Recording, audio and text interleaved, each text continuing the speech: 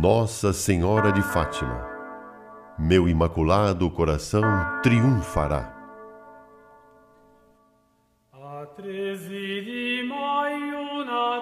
Por que Nossa Senhora apareceu?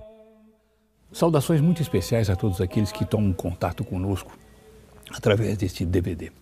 Nós temos um empenho muito grande em fazer com que todos possam ter um acesso a esta maravilha que se chama Maria Santíssima. Maria Santíssima é a mais bela de todas as criaturas. Deus, diz São Luís Grão de Montfort, reuniu todas as águas e as chamou mar. E reuniu todas as graças e as chamou Maria. Maria é o reservatório de todas as graças criadas por Deus. Por ela passam todos os dons, todos os benefícios que Deus confere à humanidade. Maria Santíssima é a criatura tão excelsa, tão extraordinária, que leva mais de 1000 títulos. Entre eles está que ela é rainha dos anjos, ela é rainha dos homens, ela é mãe de todos nós. Foi justamente numa circunstância, numa situação terrível para ela, que foi a paixão de Nosso Senhor no Gólgota, no Calvário, que ela nos recebeu como filhos. Somos filhos dela, ela é nossa mãe. Ora, esta rainha que vive na felicidade mais extraordinária, que vive no mais excelso de todos os céus, a tal ponto que a teologia nos diz que ela participa de tão alto grau de relação com Deus, que ela é colocada como participante do 7º grau da ordem da criação. Minerais, vegetais, animais, homens, anjos, graça, ela está no 7º plano. 7º plano, que é o da união hipostática. Pela união hipostática, nós temos a natureza humana de Nosso Senhor Jesus Cristo unida à natureza divina, a Deus, na segunda pessoa da Santíssima Trindade. Ora, ela é mãe de Deus. Ela é mãe de Nosso Senhor Jesus Cristo. Quem é mãe? Não é mãe do corpo, é mãe da pessoa. E a pessoa em Nosso Senhor Jesus Cristo nada mais é do que o unigênito de Deus, o Filho eterno, o único Filho, o Filho unigênito do Pai. E ela é mãe desse Filho. Nosso Senhor Jesus Cristo, enquanto pessoa, tem 2 nascimentos, um na eternidade, originado só pelo Pai, e outro no tempo, na união entre o Pai e Maria Santíssima, é que nasce no tempo a segunda pessoa da Santíssima Trindade. E ela desce à terra, ela quer entrar em contato conosco, ela quer ser mãe nossa, mas uma mãe que sabe chegar até nós, uma mãe que se preocupa conosco, uma mãe que tem para conosco um carinho, um desvelo todo especial.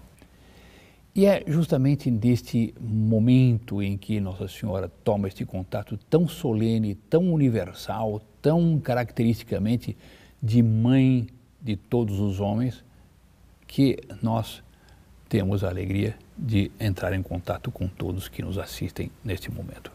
Ela, mãe de Deus, mãe dos homens, desceu em Fátima no dia 13 de maio de 1917. A 3 pastorinhos. E a partir daí, uma série de outras aparições, e ainda promete uma 7ª. Ela, nessas aparições todas, nos traz uma mensagem. E nós não podemos ficar alheios a isto que ela vem nos trazer.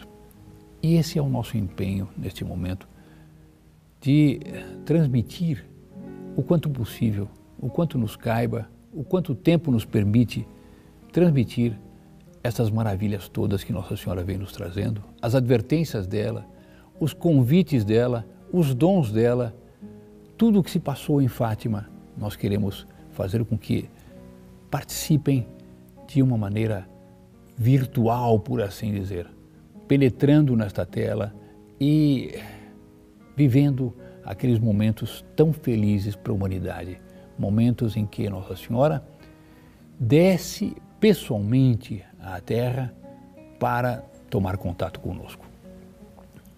Vamos então entrar na análise dessas maravilhas, entrar na transmissão destas maravilhas a todos.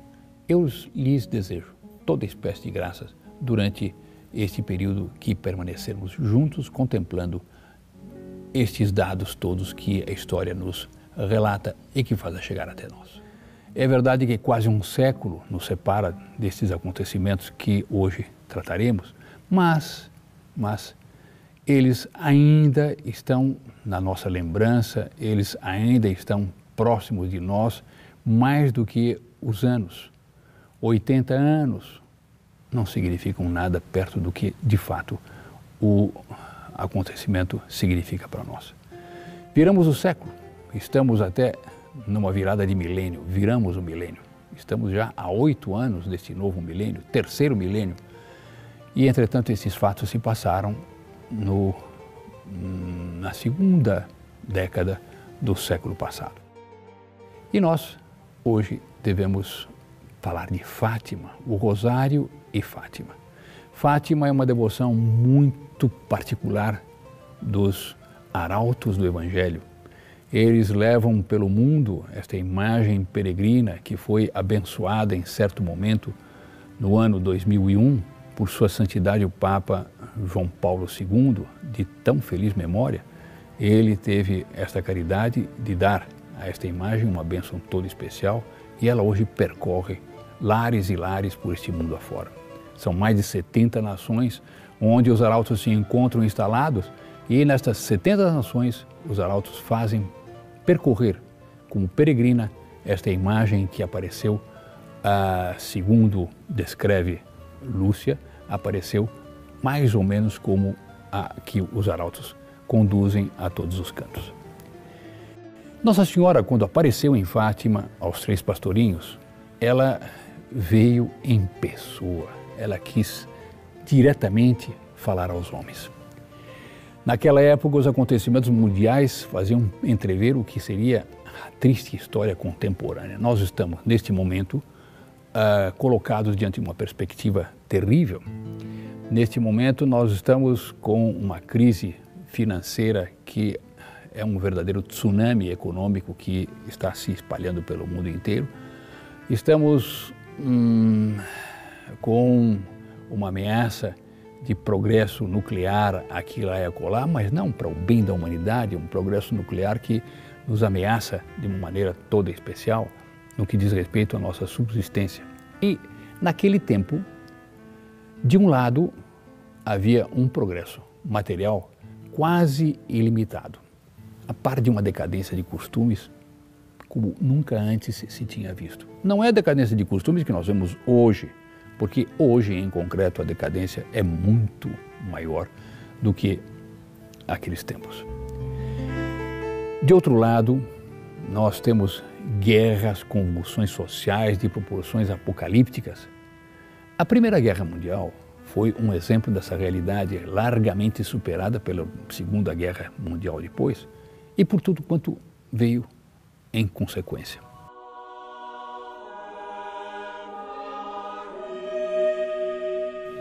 Nossa Senhora é mãe. Nossa Senhora é mãe de misericórdia. Nossa Senhora é mãe de bondade. Nossa Senhora é mãe dos homens. Ela, em certo momento, no Calvário, recebeu-nos como filhos. Foi uma das palavras de Nosso Senhor Jesus Cristo na hora de sua passagem deste mundo para os umbrais da morte. Ele quis passar pela morte para nos redimir. E antes disso, pronunciou 7 palavras, pois uma dessas palavras foi ele dizer a São João e a Nossa Senhora que ali se encontravam ao pé da cruz: Mãe, eis aí teu filho. Filho, eis aí tua mãe. E ela que já era nossa mãe, porque uma vez que gerou o Redentor, já se encontrava na condição de mãe nossa, ela que já possuía, por assim dizer, nos horizontes da eternidade, o título de Mãe Nossa, ela recebeu oficialmente dos lábios do próprio Filho dela, que é Filho de Deus, segunda pessoa da Santíssima Trindade, esse título de Mãe Nossa.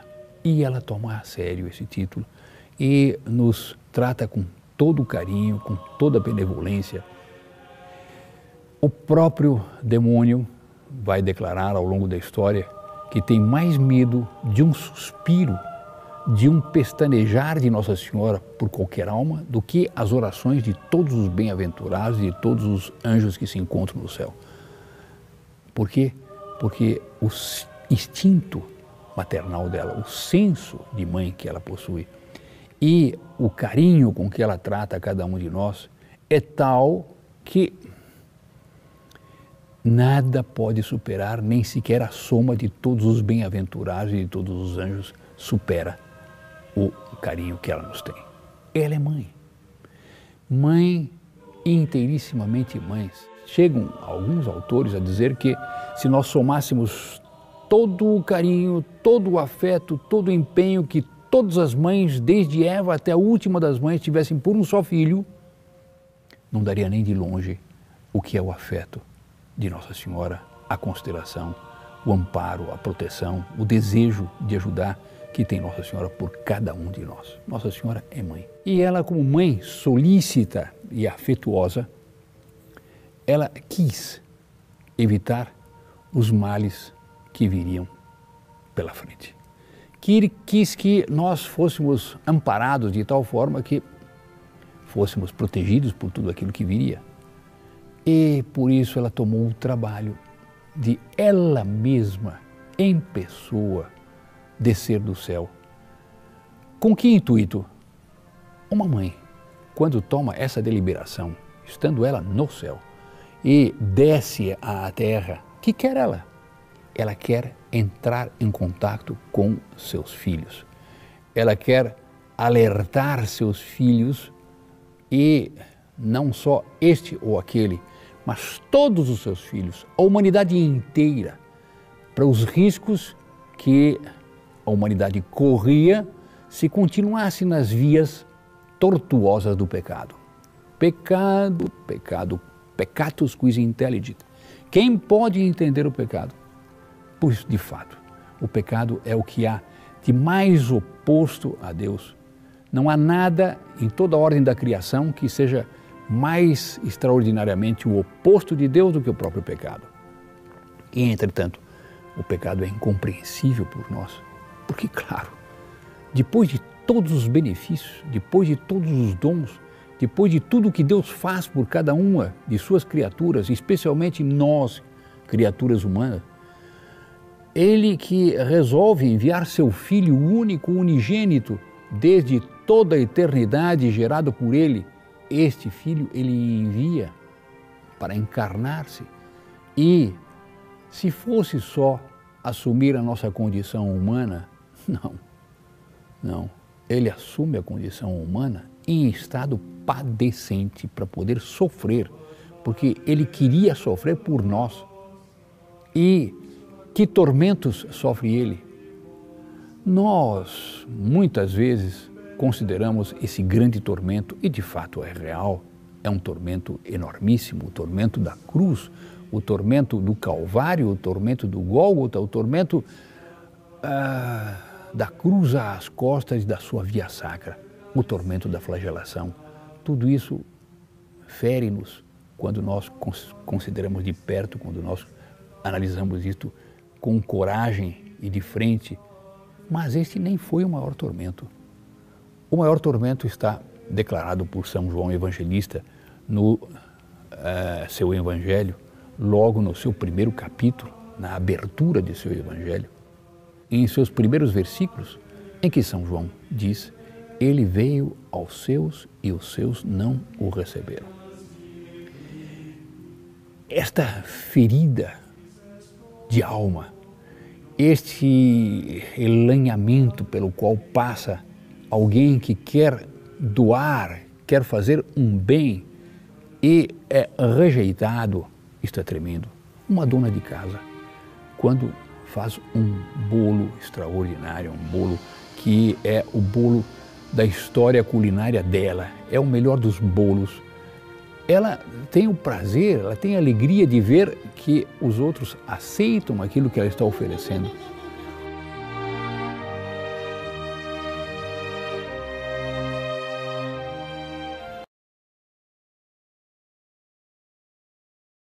O prazer que ela tem em oferecer, o prazer que ela tem em ver que comem com gosto aquilo que ela fez, é a amargura que ela sente quando alguém rejeita ou lhe faz uma crítica. Com Nosso Senhor, não é que houve uma rejeição pura e simples. É o povo dele, é a nação dele, é a humanidade que ele quer redimir. Essa humanidade o rejeita. E isto foi um tormento. Tudo isto constitui um sofrimento extraordinário que ele quis passar, porque ele veio nos indicar os meios de salvação. Ora, Nossa Senhora vem para dar ainda a nós uma noção clara de tudo isso que foi feito por Nosso Senhor Jesus Cristo, e ela vem nos indicar os meios de abraçar esses sofrimentos todos que foram realizados no Calvário, esses sofrimentos todos que foram assumidos por Nosso Senhor Jesus Cristo. Ela vem fazer com que nós tenhamos um meio de aproveitar isto de uma maneira toda especial, como diz-nos ela em sua aparição. Recitação do Rosário, a prática dos primeiros sábados e a devoção ao Imaculado Coração dela. Nisto está mais um apelo extraordinário feito por Nossa Senhora, para que nós nos aproveitemos ao máximo de tudo aquilo que a providência colocou à nossa disposição quando o Pai resolveu enviar seu Filho e resolveu fazer com que nós fôssemos redimidos por Ele. E, infelizmente, a humanidade foi largando essas vias e foi rejeitando, como também em outros tempos, na própria encarnação dele, ele foi rejeitado. Rejeitado naquele tempo, rejeitado, como diz Nossa Senhora, com outras palavras, no começo do século passado.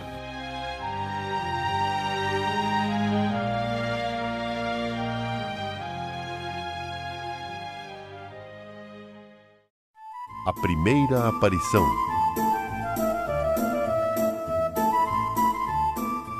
Em Fátima, havia 3 crianças que eram uns primores, portuguesinhos, cheios de inocência, cheios de fé.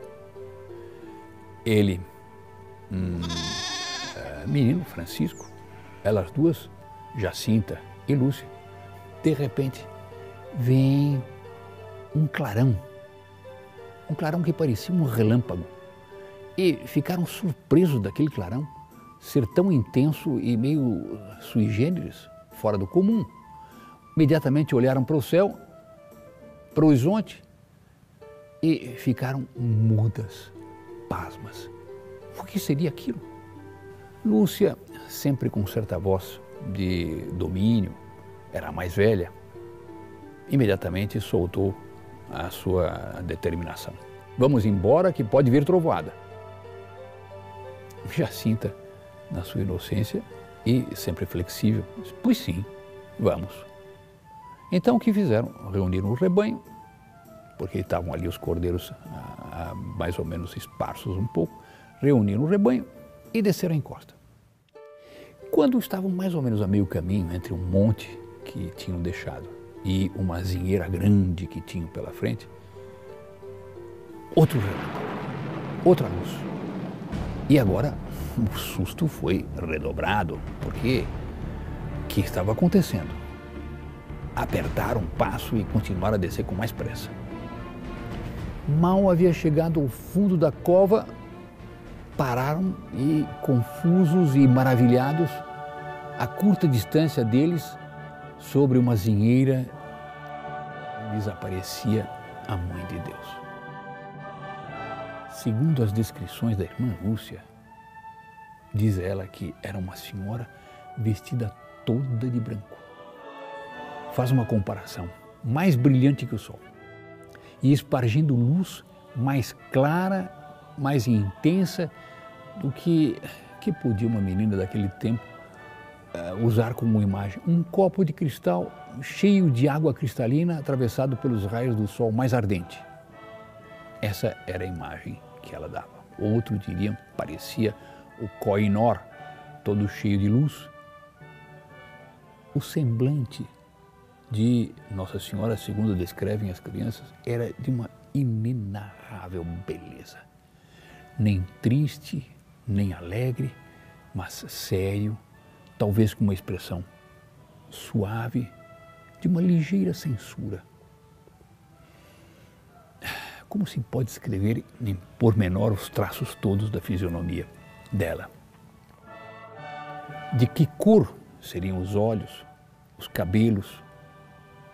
Lúcia nunca soube dizer ao certo, porque imagino que não era fácil contemplar esse olhar sem perder-se, por mais que a mulher tenha capacidade aguda em descrever certos detalhes, por mais que a mulher seja mais capaz que o homem de apanhar certos matizes, naquele momento as crianças estavam arrebatadas. Porque encontrar-se com Nossa Senhora em cima de uma zinheira, colocada ali e olhando para os três, Lúcia nunca soube dizer bem exatamente como eram as coisas. Entretanto, algo a respeito do todo ela guarda mais do que o próprio Francisco, do que a própria Jacinta. Ela diz que o vestido era alvíssimo, mas alvíssimo. E a comparação que ela tem diante de si, a sua mão, para poder dar uma ideia, era que era tão alvo que era mais branco do que a própria neve. Parecia o vestido com um tecido de luz. Imagine com os fios de luz se conseguir tecer uma roupa que era a que Nossa Senhora vestia. Tinha as mangas relativamente estreitas e era fechado no pescoço. Nossa Senhora tinha que aparecer assim, com uma roupa que indica bem o recato, indica bem o modo ideal de vestir-se e, portanto, realçando muito mais a cabeça do que, infelizmente, certas modas de hoje em dia que procuram realçar, isto sim, a silhueta do corpo. Não era o que acontecia com Nossa Senhora, segundo descreve Lúcia. Pelo contrário, estava as mangas relativamente estreitas, mas o vestido era fechado até o pescoço e descia até os pés. E os pés estavam envolvidos por uma tênue nuvem e mal se viam os pés roçar no topo, na parte alta da zinheira. Um manto cobria Nossa Senhora desde a cabeça e era também branco. E tinha uma orlazinha de ouro do mesmo comprimento que o vestido. E envolvia também este manto o corpo todo praticamente. Lúcia vai nos dizer que as mãos de Nossa Senhora estavam juntas e que ela colocava as mãos em oração, apoiadas no peito.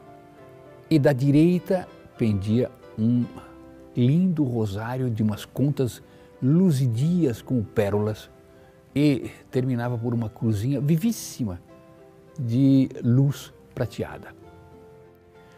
O único enfeite que Nossa Senhora trazia em si era uma corrente de ouro, meio luzente, que pendia sobre o peito e chegava praticamente até a cintura e pendia, portanto, nesta extrema parte inferior da corrente, uma pequena esfera de ouro também luzidio.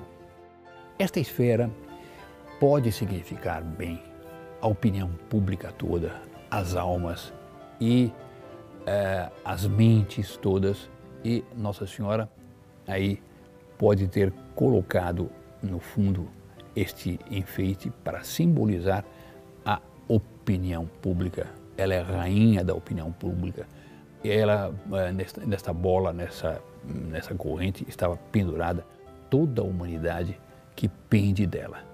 Tudo depende dela. Todos nós devemos a ela a grande dádiva de ser ela a nossa intercessora. Quiçá um dia se possa assistir com alegria à proclamação do dogma da mediação universal dela. É algo que não deve sair do nosso horizonte e das nossas orações. Mas diz a Lúcia que eles três se encontravam tão perto que eles estavam dentro da luz que envolvia Nossa Senhora. Eles não sabem bem se a luz envolvia Nossa Senhora ou se essa luz se espargia de dentro de Nossa Senhora ou da pessoa de Nossa Senhora. Eles se encontravam mais ou menos a 1,5 metro de distância, mais ou menos, e ouviram Nossa Senhora dizer-lhes algo. Diz ela aí pela primeira vez abriu as mãos, comunicando-nos uma luz tão intensa como que um reflexo que saía das mãos de Nossa Senhora e que penetrava no peito de cada uma das crianças, mas no mais íntimo da alma, e fazia com que elas, crianças, como que se vissem elas próprias em Deus. E essa luz era mais clara do que, diz Lúcia, o melhor dos espelhos. Passados esses primeiros momentos de arrebatamento, Nossa Senhora disse: rezem o terço todos os dias para alcançarem a paz para o mundo e o fim da guerra. Vejamos bem de perto o que Nossa Senhora queria dizer. Nossa Senhora queria dar-nos essa ideia de que, inclusive, para o término de uma guerra, o término de uma catástrofe, vale a oração. E vale a oração que é elevadíssima, que é o rosário, como nós teremos a oportunidade de comentar. E depois de ter dito isso, Nossa Senhora começou a elevar-se serenamente, subindo em direção à nascente, até desaparecer na imensidade da distância. A luz que envolvia Nossa Senhora ia como que abrindo um caminho através dos astros, motivo pelo qual as crianças algumas vezes diziam que vimos abrir-se o céu. Depois que a aparição terminou, no infinito do firmamento, as três crianças permaneceram em silêncio e pensativas, contemplando longamente o céu. E aos poucos foram despertando daquele estado de êxtase que os havia colhido repentinamente e inesperadamente. Ao redor, a natureza se voltava a ser o que era antes. O sol continuava tal qual, com seu calor, com seus raios sobre a terra, o rebanho espalhado, umas ovelhas deitadas à sombra, outras comendo um pouco de alimento. Tudo era tranquilidade naquela serra deserta. Então nós temos esta maravilha que nos descrevem as três crianças e temos este contato por essa descrição com Nossa Senhora. Eu, pelo menos, quando me manifesto dentro deste ambiente todo de Fátima, eu, quando visito Fátima, eu, quando tomo conhecimento de Fátima, sinto-me dentro da mesma atmosfera das crianças desse momento. E eu quisera conseguir transmitir por meio de palavras e por meio destas imagens, eu quisera transmitir ao fundo de cada um, de cada uma que neste momento nos assistem, esta experiência mística do que é Fátima, do que foi Nossa Senhora descer à Terra.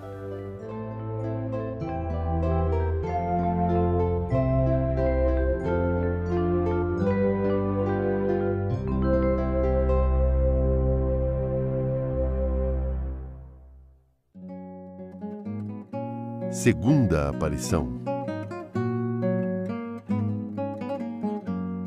nós estamos em Portugal. Portugal, lá pelo ano de 1917. Portugal, um país naquele tempo muito diferente do que é hoje, muito mais pobre, muito mais orgânico, muito mais campestre do que hoje. E estamos no mês de junho, mês de verão já. Nós estamos no dia 13 de junho de 1917. Esse dia foi o dia marcado por Nossa Senhora mesmo, para a segunda aparição. Os 3 meninos se encontravam na Cova da Iria, onde já esperavam nada mais nada menos do que 50 curiosos, entre homens e mulheres. Claro, uma notícia dessas, de que Nossa Senhora está aparecendo, por menor que fosse a cidade, deveria atrair estes e aqueles. E a curiosidade é um dom de Deus por um lado, é um perigo por outro, mas se bem que de um lado se afirme que a curiosidade é a mãe de todos os vícios, também se diz que a curiosidade é o princípio de toda a sabedoria. Querer saber, querer conhecer, querer entrar em contato com Nossa Senhora. E foi o que aconteceu com essas 50 pessoas que foram para a Cova da Iria. E estavam ali homens, mulheres.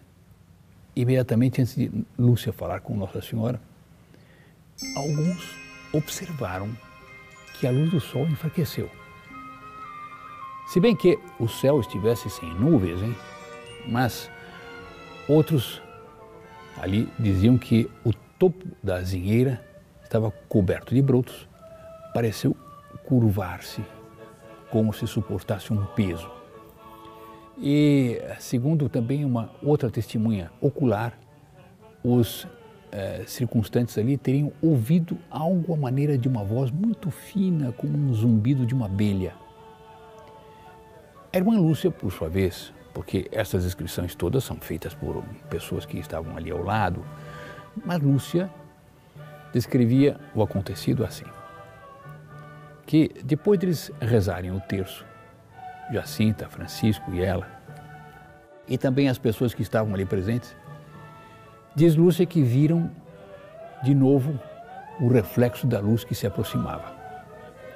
E eles chamam essa luz, talvez por uma imprecisão de linguagem infantil, de relâmpago, mas devia ser algo à maneira de relâmpago, mas muito especial.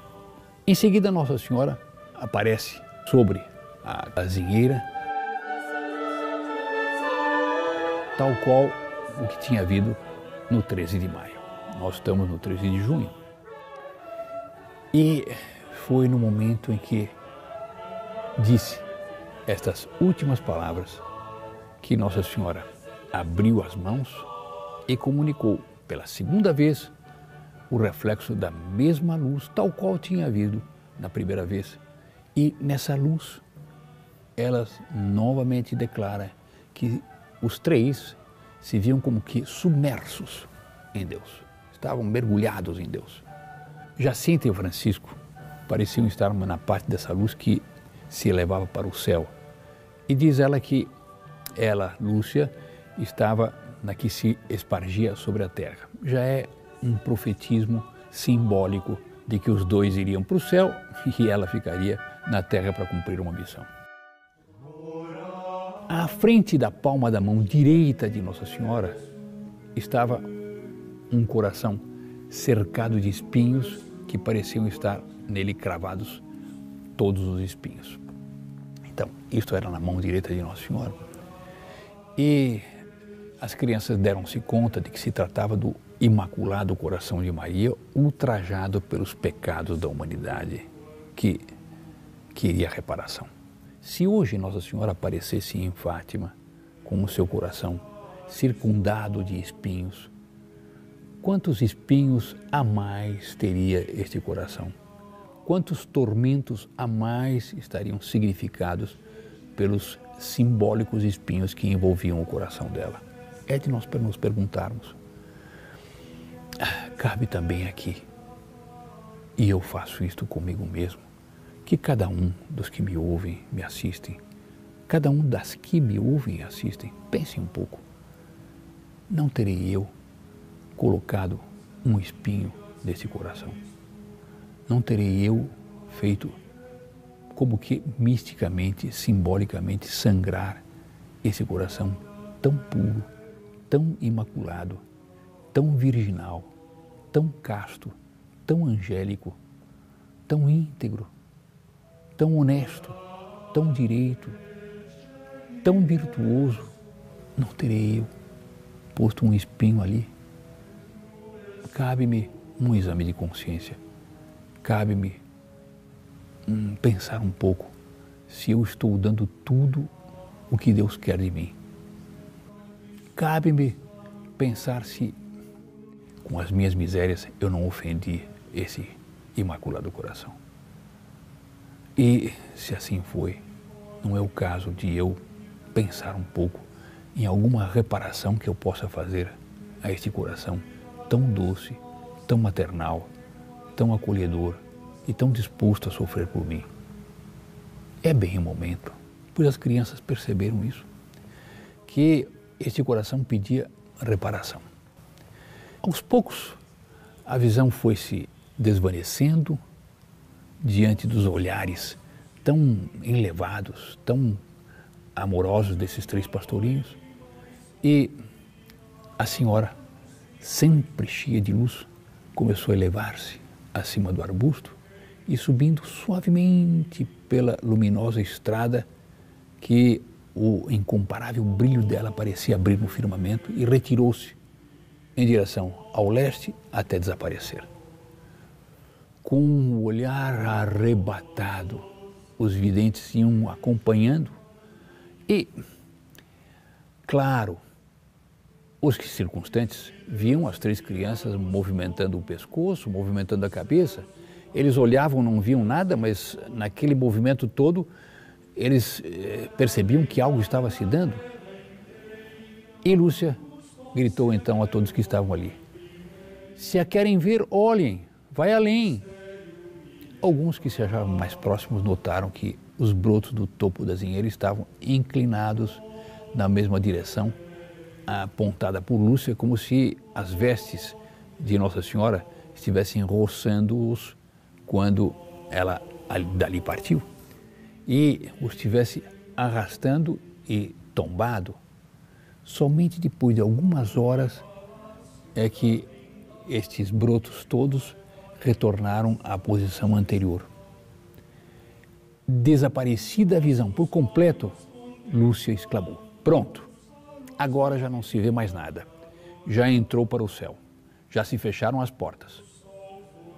O público que estava ali presente, embora não tivesse visto Nossa Senhora em nenhum momento, deu-se conta de que acabava de se passar ali algo de extraordinário e sobrenatural. Alguns foram até a zinheira para retirar alguns raminhos, folhinhas da copa, mas foram advertidos por Lúcia para que colhessem apenas os de abaixo, dos que Nossa Senhora não havia tocado. No caminho de volta para casa, todos iam rezando o terço.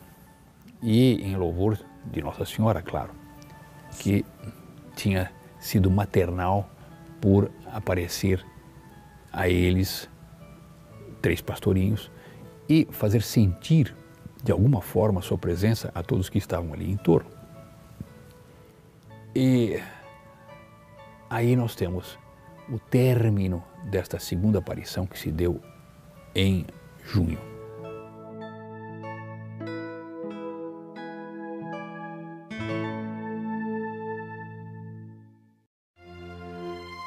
Terceira aparição.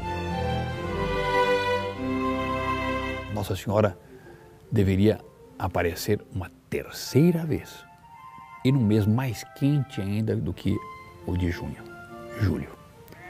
E 13 de julho de 1917 caía numa sexta-feira, o dia em que se daria a terceira aparição.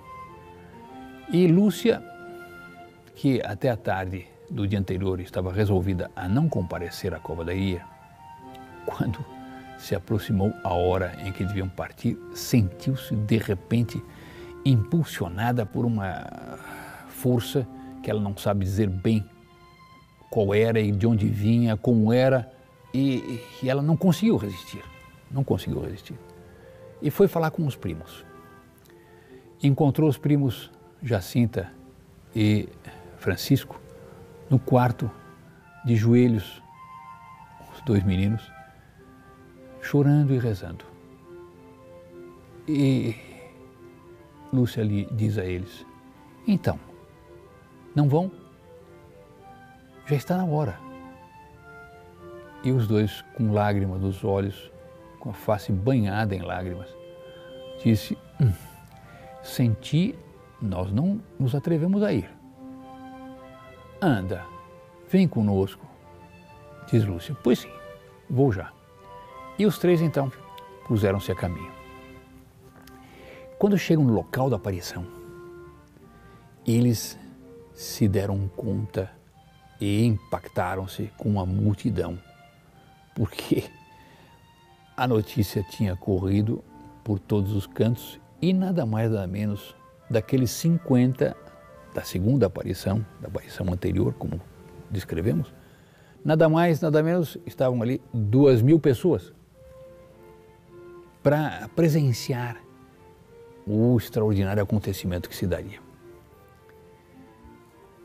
Marto, que é pai de Francisco e Jacinta, no momento em que Nossa Senhora apareceu, diz ele que uma nuvenzinha acinzelada pairou sobre a azinheira.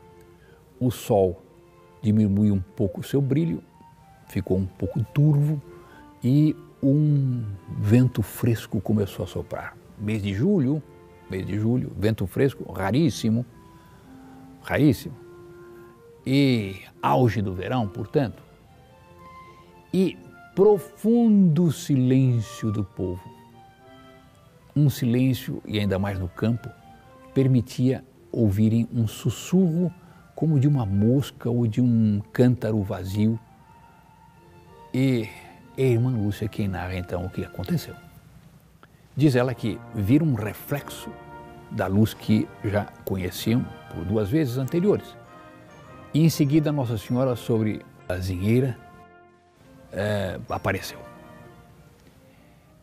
Aí diz ela que fez uma série de pedidos da parte de uma série de pessoas, porque, claro, as crianças foram a cada passo da sua existência depois do que tinha acontecido na primeira e segunda aparição. Claro, começaram as pessoas a se interessar por seus afazeres, por seus dramas, por suas necessidades, e acreditaram que se tratava de fato de uma aparição de Nossa Senhora. E por isso, então, cercavam as pobres crianças e começaram a pedir: Lúcia, me peça isso, Francisco, diga tal coisa. E Francisco dizia: mas eu não consigo falar, quem fala é ela. E assim, Lúcia ficou com um encargo não pequeno. Nossa Senhora disse às crianças que era preciso rezarem o terço, porque ela queria que eles alcançassem graças durante aquele ano. E continuou: sacrificai-vos pelos pecadores. E dizei muitas vezes, em especial, sempre que fizerdes algum sacrifício: ó Jesus, é por vosso amor, pela conversão dos pecadores e em reparação pelos pecados cometidos contra o Imaculado Coração de Maria. Aí está Nossa Senhora mais uma vez fazendo menção dessa questão dos pecados, do pecado nosso, do pecado que se cometia naqueles tempos, é verdade, mas de lá para cá os pecados diminuíram, ou nós podemos dizer que, pelo contrário, o mar de pecados não fez senão avolumar-se. E hoje nós podemos dizer que estamos num oceano de pecado.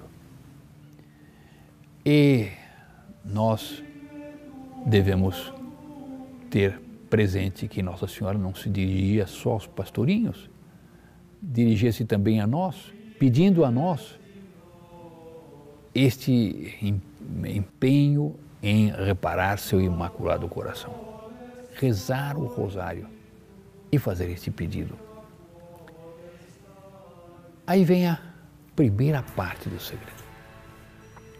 nós vamos ouvir o que Lúcia nos diz. Ao dizer as últimas palavras, Nossa Senhora abriu de novo as mãos, como nos 2 meses anteriores. E, novamente, o reflexo daqueles raios de luz pareciam penetrar a terra e vimos como que um mar de fogo, dizem as crianças. Mergulhados nesse fogo, os demônios e as almas como se fossem brasas transparentes e negras ou bronzeadas com uma forma humana que flutuavam no incêndio, levadas pelas chamas que delas mesmas saíam, juntamente com nuvens de fumo, caindo para todos os lados, contam as crianças, semelhante ao cair das fagulhas dos grandes incêndios, sem peso nem equilíbrio entre gritos e gemidos de dor e desespero que horrorizavam e faziam estremecer de pavor, dizem elas. Aí, com o deparar desta vista, que Lúcia então solta um ai. Os demônios, dizem elas, distinguiam-se por formas horríveis e asquerosas de animais espantosos e desconhecidos, mas incandescentes como negros carvões em brasa. Vemos tão claramente nesta aparição a existência do inferno. Disse em Mariologia, em teologia, de Mariam nunquam satis, pois eu também diria que lembrar a existência do inferno nunca é demais. Nunca é demais. E é o que Nossa Senhora faz a estes pastorinhos. O que queria Nossa Senhora com esta manifestação e esta revelação de um segredo que está fora das nossas vistas? Quem de nós já viu o inferno? Quem de nós já viu o demônio propriamente? Quem de nós já viu a maldade toda do demônio aparecer como descrevem essas crianças? E, entretanto, Nossa Senhora julgou que isto era benfazejo para a alma das crianças. Nossa Senhora quis formar estas crianças e quis atraí-las mais a si. E um modo de atrair as crianças mais a ela mesma, Nossa Senhora, foi a Santíssima Virgem mostrar às crianças o inferno e para dar a elas a seriedade da vida. Por isso diz a Escritura: medita em teus novíssimos e não pecarás eternamente. Se nós meditamos sobre a morte, sobre o juízo, sobre o céu, sobre o inferno, estamos munidos de todos os meios, de todas as armaduras para não cair no inferno. Pelo contrário, se nós deixamos de lado o pensamento de nossos últimos acontecimentos, nós estamos aí ameaçados. Mas, nesta mesma aparição, Nossa Senhora lhes dá uma, como que segunda parte do segredo. É um anúncio do castigo e os meios para evitar esse castigo, porque as crianças ficaram assustadas e, como estavam num estado tal que estavam querendo pedir socorro, e dizem elas, especialmente Lúcia, que levantaram a vista para Nossa Senhora e como que pedindo clemência, e Nossa Senhora disse às crianças com bondade e tristeza: vistes o inferno, para onde vão as almas dos pobres pecadores. Para as salvar, Deus quer estabelecer no mundo a devoção ao meu imaculado coração. Se fizerem o que eu vos disser, salvar-se-ão muitas almas e terão paz. A guerra vai acabar, mas se não deixarem de ofender a Deus, no reinado de Pio XI começará outra pior. Quando virdes uma noite iluminada por uma luz desconhecida, sabei que é o grande sinal que Deus vos dará, de que vai punir o mundo dos seus crimes por meio da guerra, da fome e de perseguições à Igreja e ao Santo Padre. Para impedir que isto aconteça, virei eu mesma pedir a consagração da Rússia ao meu Imaculado Coração e a comunhão reparadora dos primeiros sábados. Se atenderem os meus pedidos, a Rússia se converterá e terão paz. Se não, espalhará os seus erros pelo mundo, promovendo guerras e perseguições à Igreja. Os bons serão martirizados, o Santo Padre terá muito que sofrer, várias nações serão aniquiladas. Por fim, meu Imaculado Coração triunfará. O Santo Padre consagrar-me-á à Rússia, que se converterá, e será concedido ao mundo algum tempo de paz. Em Portugal, conservar-se-á sempre o dogma da fé. E esta era a parte da mensagem conhecida até o dia 13 de maio de 2000, data em que o Papa João Paulo II achou por bem comunicar a terceira parte do segredo. E aqui vem agora a terceira parte do segredo. Depois das duas partes que já expus, diz Lúcia, vimos ao lado esquerdo de Nossa Senhora, um pouco mais ao alto, um anjo com uma espada de fogo na mão esquerda. Ao cintilar, despedia chamas que parecia que iam incendiar o mundo, mas apagavam-se com o contato do brilho que da mão direita expedia Nossa Senhora ao seu encontro. Diz ainda Lúcia: o anjo, apontando com a mão direita para a terra, com voz forte disse: penitência, penitência, penitência. E vimos numa luz imensa, que é Deus, algo semelhante a como se veem as pessoas num espelho quando lhe passam por diante um bispo vestido de branco. Tivemos o pressentimento de que era o Santo Padre. Vários outros bispos, sacerdotes, religiosos, religiosas subiam uma escabrosa montanha, no cima da qual estava uma grande cruz de troncos toscos, como se fora de sobreiro com uma casca. O Santo Padre, antes de chegar aí, atravessou uma grande cidade, meio em ruínas e meio trêmulo, com um andar vacilante, acabrunhado.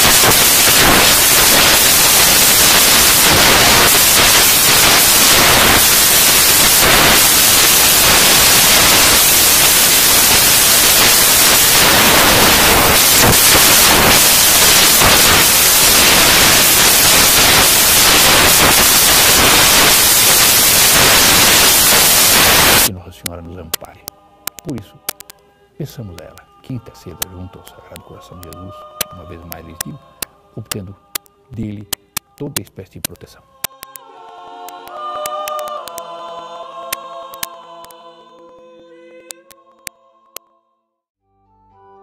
Pondo em prática os pedidos de Nossa Senhora.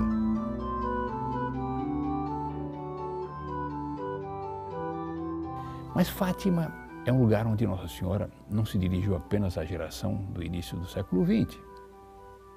mas sobretudo a nós que viemos depois. E à medida que as décadas foram passando e o segundo milênio agonizando em meio a apreensões e tragédias, as palavras proféticas de nossa mãe tomaram mais a realidade. Parecem ditas para os nossos dias, para a nossa pátria, para cada um de nós, para todos que nos assistem nesse momento. O que veio a Santíssima Virgem anunciar à humanidade pecadora? O que veio implorar? Deus faz preceder suas grandes intervenções na história por numerosos e variados sinais. Com frequência serve-se ele de homem de virtude insigne para transmitir aos povos suas advertências ou predizer acontecimentos futuros. Desse modo foi que procedeu o Padre Eterno em relação à vinda do Messias, seu Filho unigênito encarnado, aquele fato de tão grande magnitude e em torno do qual gira a história de toda a humanidade, exigiu uma longa e cuidadosa preparação. Assim foi ele prenunciado durante muitos séculos pelos profetas do Antigo Testamento, de tal forma que, por ocasião do nascimento de nosso Senhor Jesus Cristo, tudo estava maduro para a vinda de o Filho de Deus, para a vinda do unigênito de Deus ao mundo. Até entre os pagãos, muitos esperavam alguma coisa que desse solução à crise na qual eles se encontravam imersos em problemas.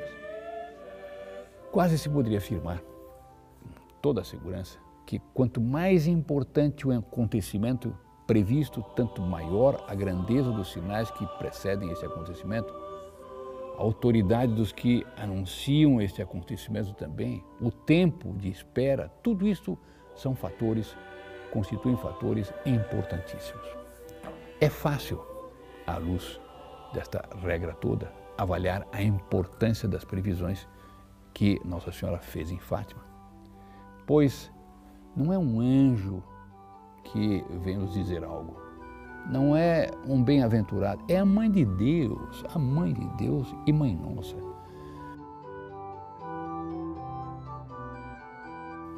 Como mãe solícita e afetuosa, Nossa Senhora quis evitar todos esses males a seus filhos e por isso ela desceu do céu a fim de quase que, por assim dizer, abraçar a humanidade. Ela veio cobrir a humanidade com o seu manto de misericórdia, com o seu manto de bondade. E, assim, ela queria que os riscos que a humanidade estava correndo fosse tirado esses riscos todos de dentro das vias tortuosas do pecado. E por isso ela veio indicar os meios de salvação. Quais? A recitação do rosário, a prática dos primeiros sábados. Sábados estes que conquistam de Nossa Senhora não só a bondade que ela já nos oferece, mas conquistam novos dons. Ela promete tirar-nos do purgatório no sábado, pelo fato de nós estarmos realizando este sábado. Ela promete fazer com que nós morramos em graça de Deus. E por isso, a prática do rosário e a prática dos primeiros sábados, ela nos oferece para evitar que nós entremos por estas catástrofes todas que aconteceram já no século passado e que talvez venham a acontecer e muito neste nosso século. No entanto, há algo mais de muita importância primordial, que motivou a Mãe de Deus transmitir suas mensagens aos 3 pastorinhos. É o anúncio da vitória dela sobre o império de Satanás, ou seja, o reino de Maria, previsto por tantos santos, especialmente por São Luís Grignion de Montfort, deste fim de milênio que assistimos. E neste início de milênio que nós estamos vivendo, pecados horríveis, e nós temos, em meio a toda essa tragédia, a celestial promessa de Nossa Senhora, que deve nos dar esperança. Para que os nossos olhos possam contemplar o meio-dia desse sol, o triunfo do Imaculado e Sapiencial Coração de Maria, cuja aurora começou a despertar em Fátima.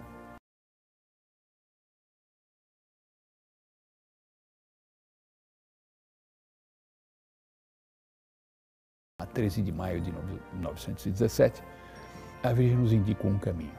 Se fizerem o que eu vos disser, salvar-se-ão muitas almas e terão paz. Entretanto, surge para nós uma dificuldade, é que os pedidos de Nossa Senhora não foram atendidos. Os homens continuam a pecar em progressão cada vez mais assustadora. Que razões nós temos para crer que Nossa Senhora dará cumprimento a essa promessa que fez? As próprias palavras dela. Por isso, Nossa Senhora só põe condições para evitar os castigos, não porém para fazer triunfar seu coração imaculado. E quanto a isso, o texto da mensagem não deixa dúvidas. Após o anúncio de uma sucessão de calamidades que adviriam para a humanidade, caso esta não se convertesse, Nossa Senhora concluiu categoricamente, sem antepor condição alguma: por fim, o meu imaculado coração triunfará. Como se chegará a esse triunfo, essa vitória final sobre o pecado? Não sabemos. Nem parece ter sido revelado pela Mãe de Deus, pelo menos não consta no que nós conhecemos. Apenas é certo que todos quantos atenderem seus pedidos se salvarão. E muito possivelmente serão chamados a participar do magnífico triunfo da Rainha do Universo. E é para esses acontecimentos gloriosos anunciados por Nossa Senhora que nós convidamos a todos aqueles que nos assistem. E que as palavras cheias de doçura da Virgem Clementíssima penetrem como bálsamo de esperança na alma de cada um dos que nos assistem, de modo a poderem dizer com o salmista: levantei os meus olhos para ti que habitas nos céus. Assim como os olhos dos servos estão fixos nas mãos de seus senhores e como os olhos da escrava nas mãos de sua senhora, assim nossos olhos estão fixos no Senhor, nosso Deus, até que tenha misericórdia de nós.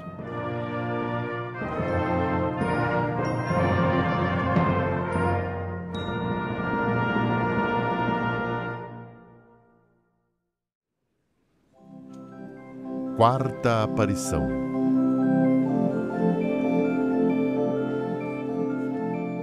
Nós vamos entrar na quarta aparição, uma vez que já tivemos a oportunidade de apalpar, de reviver as três anteriores. Esta quarta aparição vai se dar no mês de agosto de 1917. Aproximava-se o dia em que os pastorinhos estariam novamente com Nossa Senhora. Eram os dias 13 de maio, 13 de junho, 13 de julho, deveria ser 13 de agosto. Entretanto, quem pode explicar esses obstáculos postos pelas mãos humanas, às vezes com intervenção de demônios, pode acontecer? Porque nós estamos nessa dependência de fatores externos a tudo aquilo que nós queremos.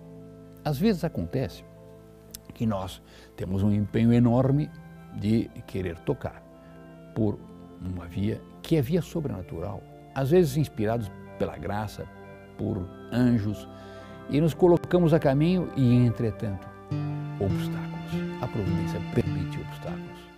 E é por isso que nós devemos rezar para pedir forças na hora da tentação, na hora das provações, porque sempre elas vêm. O que aconteceu? Foram sequestrados os meninos. Os meninos foram sequestrados e mantidos 3 dias sob a vigilância de um administrador de Orém, que a todo custo queria arrancar o segredo dos meninos. Em vão. E por isso os 3 não puderam comparecer à cova da Iria no momento em que se daria a aparição de Nossa Senhora, no dia 13. Estavam praticamente presos.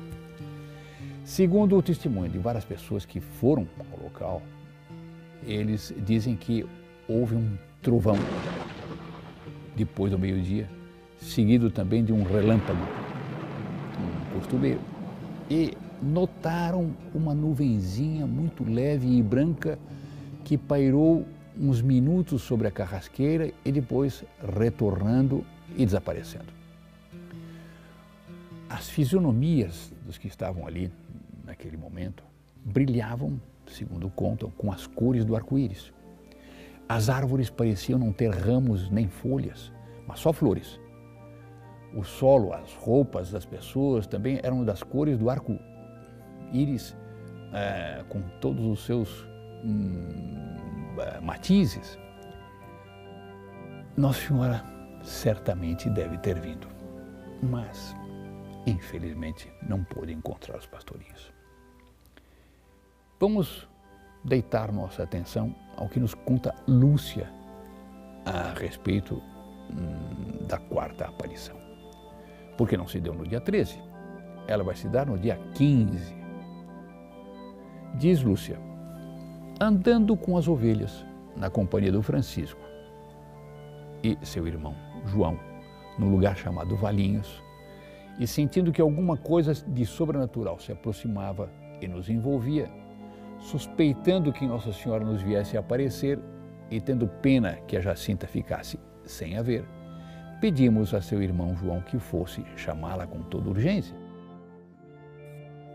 Entretanto, vi com o Francisco o reflexo da luz, a que chamávamos relâmpago, e, chegada a Jacinta, um instante depois, vimos Nossa Senhora sobre uma carrasqueira. E dirigimos nossa palavra a ela, dizendo: que é que vossa mercê me quer? E Nossa Senhora, com aquela voz extraordinariamente clara, afetuosa, maternal, respondeu: quero que continueis a ir à cova da Iria no dia 13 e que continueis a rezar o terço todos os dias. No último mês farei o milagre para que todos acreditem. Pergunta então Lúcia a Nossa Senhora: que é que vossa mercê quer que se faça com o dinheiro que o povo deixa na cova da Iria? E Nossa Senhora responde com suavidade: façam 2 andores. Um leva o tu com a Jacinta e mais 2 meninas vestidas de branco. O outro que o leve o Francisco com mais 3 meninos. O dinheiro dos andores é para a festa de Nossa Senhora do Rosário e o que sobrar é para a ajuda de uma capela que hão de mandar fazer. E Lúcia, então, que recebia tantos e tantos pedidos, Lúcia vira-se para Nossa Senhora e diz: queria pedir-lhe a cura de alguns doentes. E Nossa Senhora, tal seria, se Nosso Senhor nunca deixou de curar ninguém, como iria Nossa Senhora deixar de curar estes ou aqueles? E Nossa Senhora, com aquela voz majestosa, maternal, afetuosa, disse: sim, alguns curarei durante o ano. Ela não cura todos, se bem que Nosso Senhor não tenha deixado nunca de curar ninguém. Ela não cura todos. Por quê? Alguns é bom que continuem doentes. A doença é um bem, a doença é um benefício, porque a doença nos aproxima daquela situação em que Nosso Senhor se encontrava em toda a sua paixão. A doença obriga-nos a pensar na morte. A doença faz com que nós peçamos mais frequentemente e com mais confiança o amparo de Deus, a proteção dela mesma, Nossa Senhora. E por isso ela cura alguns, porque a estes alguns faria bem curar, a outros não. Mas depois de ter dito que ela curaria alguns durante o ano, ela toma um aspecto mais triste e acrescenta: rezai, rezai muito e fazei sacrifícios pelos pecadores, que vão muitas almas para o inferno por não haver quem se sacrifique e peça por elas. E Ditas estas palavras, Nossa Senhora se retirou, como das vezes anteriores, em direção ao nascente. Durante longos minutos, os pastorinhos ficaram em estado de êxtase. Sentiam-se invadidos, pervadidos, penetrados por uma alegria indizível e insuperável. Após tantos sofrimentos e temores, pobres coitados, porque tinham passado mal durante esses dias nas mãos do administrador e sendo atormentados por perguntas e pressões e tudo mais e sem saber o que ia acontecer. Eles então, neste êxtase, quando foram capazes de se mexer e andar, cortaram alguns ramos do arbusto sobre o qual Nossa Senhora tivera roçado sua túnica e levaram para casa. Ali puderam sentir que eles estavam com um perfume deliciosíssimo e magnífico. E, portanto, não era próprio daqueles ramos, era algo que Nossa Senhora tinha deixado.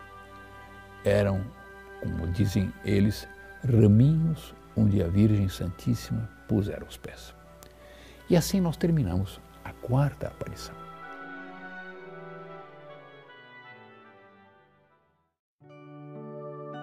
Quinta aparição.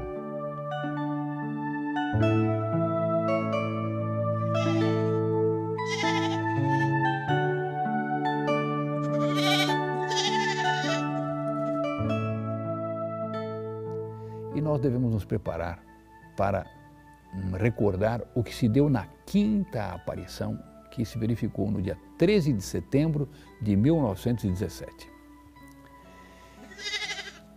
No transcurso dessas sucessivas aparições de Nossa Senhora na Cova da Iria, tinha aumentado o número dos que queriam participar delas, dos que queriam estar neste acontecimento e, portanto, daqueles que acreditavam nas aparições. No dia 13 de setembro, portanto, um afluxo de gente, de peregrinos, de todas as partes, uma multidão cheia de respeito, se calculava entre mais ou menos 15 a 20 mil pessoas. E talvez até mais. A irmã Lúcia vai dizer o seguinte: ao aproximar-se a hora, lá fui com a Jacinta e o Francisco, entre numerosas pessoas que a custo nos deixavam andar. As estradas estavam apinhadas de gente.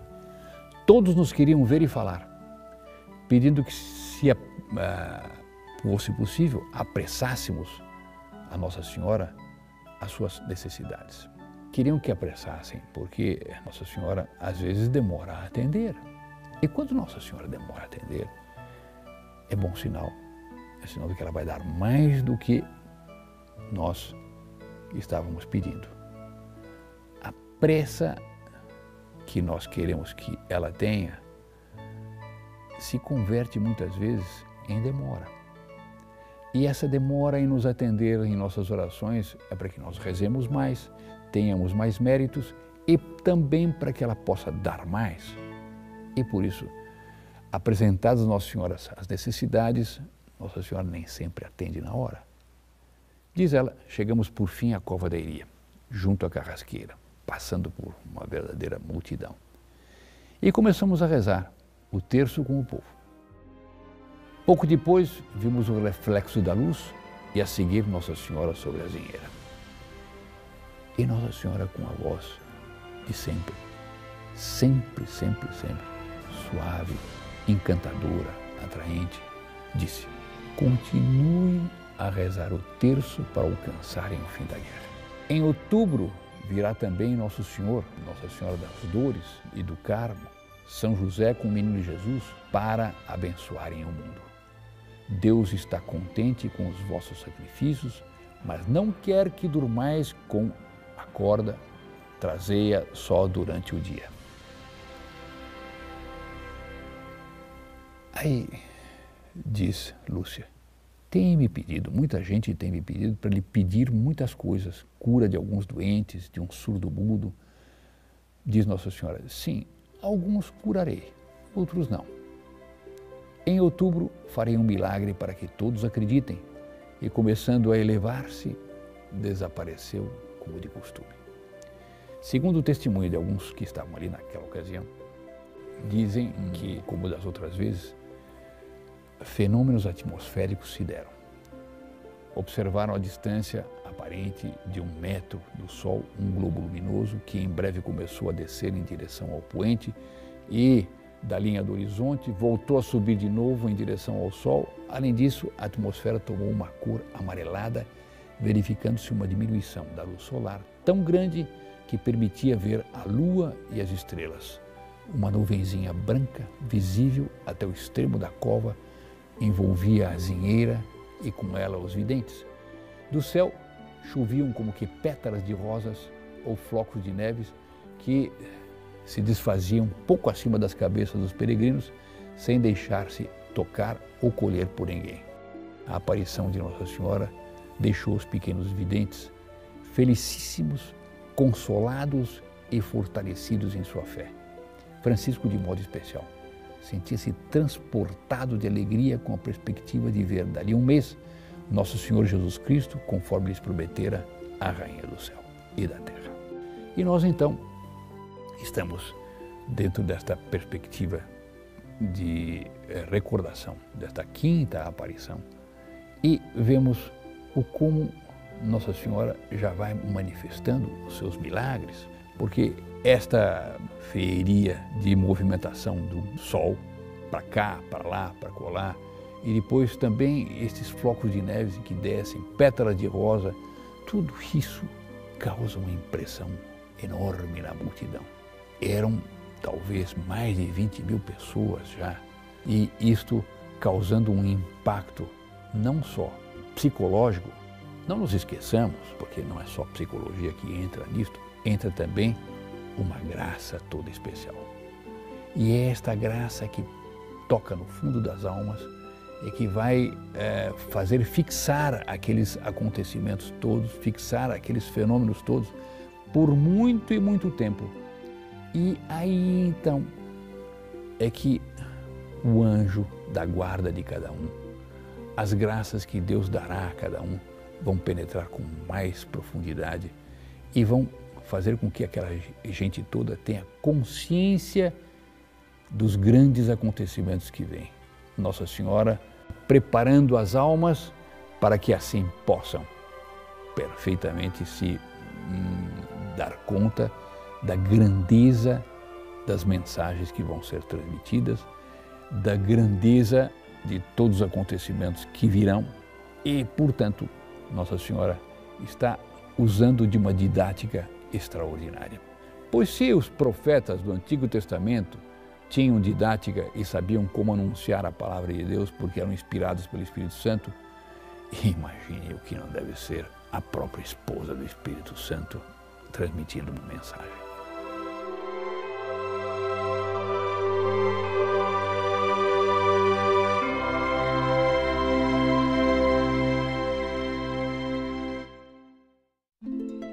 Sexta e última aparição. Chegou por fim o esperadíssimo dia da sexta e última aparição de Nossa Senhora, aqueles 3 pastorinhos. O outono já ia mar alto, porque nós estamos já deixando para trás todo o calor. E as manhãs no outono são frias. Uma chuva tremenda, porque chuva de outono, sem parar, sem parar, sem parar, tinha transformado a cova da Iria num imenso lodaçal. E a chuva ensopava, por assim dizer, até os ossos daquela multidão. Mas já não eram 20.000, eram 50, 70 mil peregrinos que estavam por ali. E de todos os cantos de Portugal havia gente ali. Mais ou menos por volta das 11h30, aquele mar de gente, abriu passagem para os 3 videntes que se aproximavam. A irmã Lúcia é quem nos vai dizer o que aconteceu. Diz ela: chegados à cova da Iria, junto da carrasqueira, levada por um movimento interior, pedi ao povo que fechasse os guarda-chuvas para rezarmos o terço, no meio daquela chuva. Pouco depois, vimos o reflexo da luz e em seguida Nossa Senhora sobre a carrasqueira. Imediatamente eu me voltei para ela e disse: que é que Vossa Mercê me quer? E Nossa Senhora me responde: quero dizer-te que façam aqui uma capela em minha honra, que sou a Senhora do Rosário, que continuem sempre a rezar o terço todos os dias.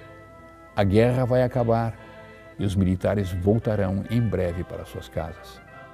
Então Lúcia se volta para Nossa Senhora mais uma vez e insiste: eu tinha muitas coisas para lhe pedir. Se curavam os doentes e se convertiam os pecadores, etc. Nossa Senhora diz: uns sim, outros não. É preciso que se emendem e que peçam perdão dos seus pecados. É o que nós dizíamos há pouco. Muitas vezes Nossa Senhora não cura pelo benefício que a doença pode trazer e por isso ela deixa a pessoa na sua enfermidade, apesar da pessoa pedir. Outras vezes Nossa Senhora o que está querendo é que a pessoa se converta e que ela, portanto, abandone a vida em que está atolada. Às vezes, infelizmente, vida de pecado. E o pecado torna o nosso pedido fraco, débil, e a providência quer muito mais o nosso estado de graça, a nossa santidade, do que a nossa integridade física, o nosso bem-estar de saúde. Porque mais vale morrer desde que se salve a alma, do que viver tendo a alma no caminho do inferno. E por isso, muitas vezes, nós não somos curados. E é o que Nossa Senhora diz. Emendar-se e pedir perdão dos pecados, fundamental. Depois de ter dito isso, ela tomou um aspecto triste e disse: não ofendam mais a Deus Nosso Senhor, que já está muito ofendido. E, segundo conta Lúcia, abriu as mãos e fez, através das mãos, refletir o sol. E enquanto se elevava, continuava o reflexo da sua própria luz a projetar-se no sol. Tendo Nossa Senhora desaparecido dessa luz, que ela mesma irradiava no céu, aconteceram 3 novas visões, como quadros que simbolizavam os mistérios gozosos, dolorosos e gloriosos do Santo Rosário. Junto ao sol apareceu a Sagrada Família, São José com o Menino Jesus nos braços e Nossa Senhora do Rosário. Nossa Senhora vestia uma túnica branca e um manto azul. São José estava também de branco e o Menino Jesus de vermelho. Traçando 3 vezes no ar uma cruz, São José abençoou o povo e o Menino Jesus também fez o mesmo. As 2 cenas seguintes foram vistas apenas por Lúcia. Primeiramente Nosso Senhor, transido de dor, de sofrimento, como que estando a caminho do Calvário, e Nossa Senhora das Dores, mas sem espada no peito. O Divino Redentor também abençoou o povo. Em seguida apareceu gloriosa Nossa Senhora do Carmo, coroada a Rainha do Céu e do Universo, com o Menino Jesus ao colo. Enquanto os 3 pastorinhos contemplavam esses personagens magníficos e celestiais, operou-se aos olhos de toda a multidão o milagre que Nossa Senhora tinha anunciado. Chovera durante toda a aparição. Lúcia, no término de sua conversa com Nossa Senhora, tinha gritado para o povo: olhem para o sol. Pois bem, as nuvens se abriram e o sol apareceu como um imenso disco de prata. Apesar de seu intenso brilho, ele pôde ser contemplado diretamente sem que causasse nenhum dano às vistas. E as pessoas contemplavam aquela maravilha absurda. E quando, de repente, sem que ninguém esperasse, o astro começou a bailar.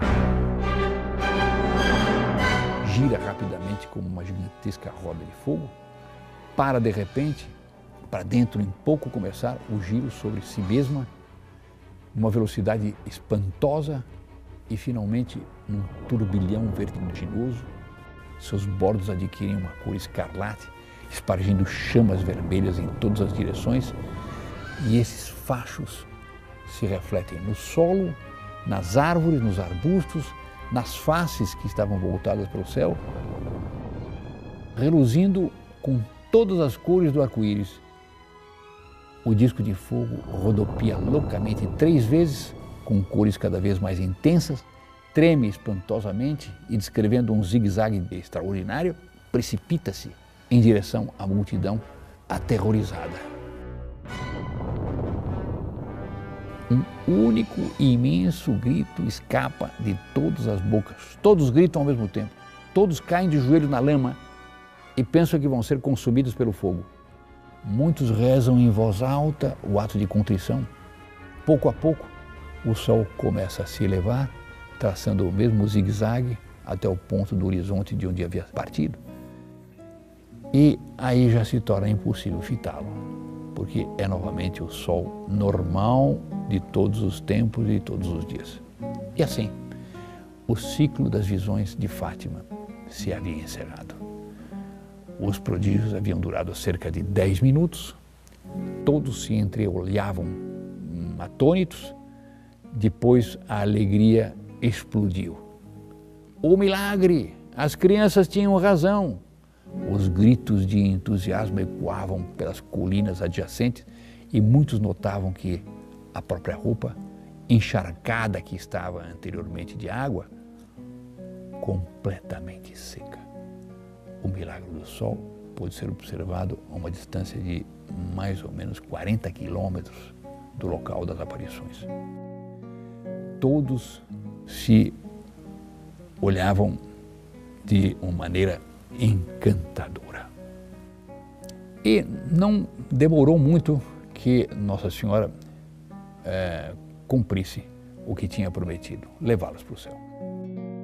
Pouco mais de 1 ano tinha se passado depois da última aparição na Cova da Iria, quando Francisco e Jacinta ficaram doentes, e gravemente doentes.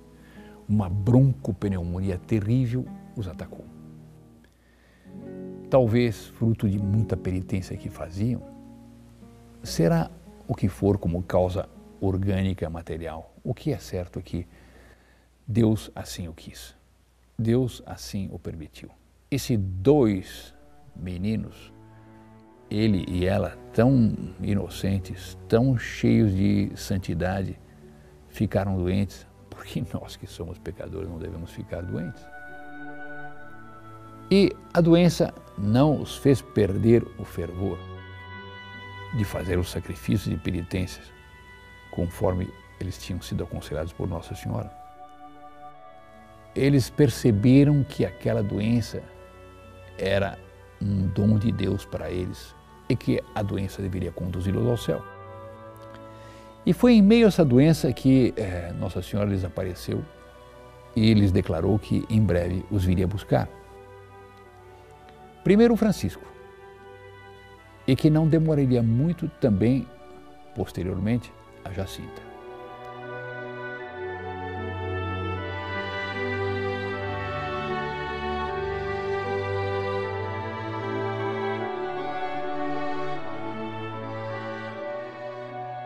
Tivemos esta oportunidade única que nos é oferecida, não por qualquer pessoa, nos é oferecida por Nossa Senhora.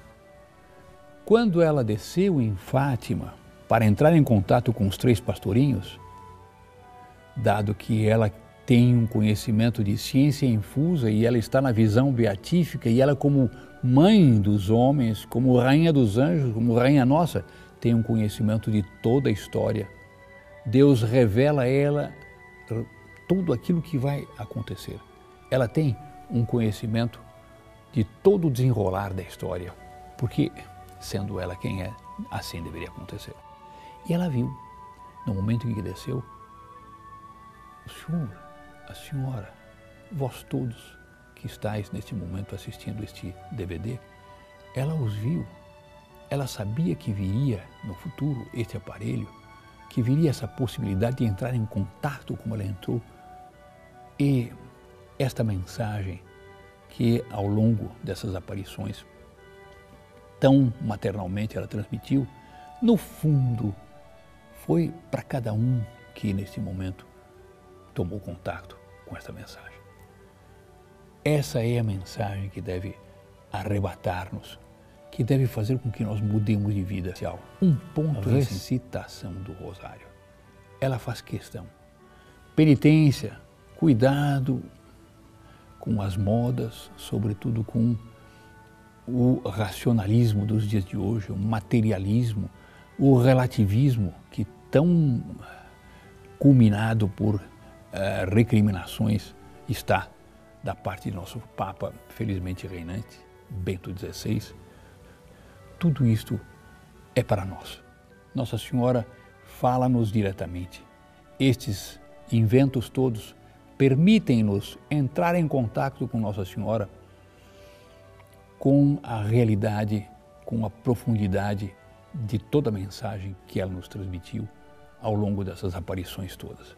Nossa Senhora promete uma sétima, que nesta sétima ela nos encontre, e nos encontre de rosário na mão e dispostos inteiramente a abrir o coração para que ela tome conta de nosso coração quando vier.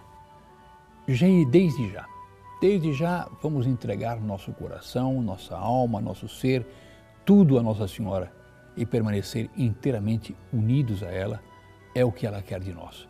Que nós não a esqueçamos, no nosso dia a dia a tenhamos presente. Fátima é um ponto de referência, mas um ponto de referência altíssimo para a nossa existência. Um ponto de referência essencial. Nós devemos ter nosso coração e nossa atenção postos em Fátima, postos em Nossa Senhora e, ao longo do dia, pequenas orações, pequenos ditos. Minha mãe, quanto eu vos amo. Minha mãe, protegei-me. Nossa Senhora de Fátima, iluminai-me. Nossa Senhora de Fátima, dai-me a alegria, o prazer da vossa proteção a cada passo. Minha mãe, não me abandoneis. Quanto nós podemos dizer a ela? E ela sempre estará ouvindo. Abandonar-nos, ela nunca fará. É preciso que nós não a abandonemos. E é nesta intenção que eu invoco, por meio de Nossa Senhora de Fátima, ao Pai, ao Filho e ao Espírito Santo, a Santíssima Trindade, para que lhes encha de toda espécie de graças para perseverarem e progredirem dentro deste caminho de uma devoção ardente, de uma devoção cheia de piedade à Nossa Senhora. A nossa proteção está no nome do Senhor, que fez o céu e a terra. O Senhor esteja convosco, Ele está no meio de nós. Que a bênção de Deus Todo-Poderoso, Pai e Filho e Espírito Santo desça sobre todos vós e permaneça para sempre. Amém.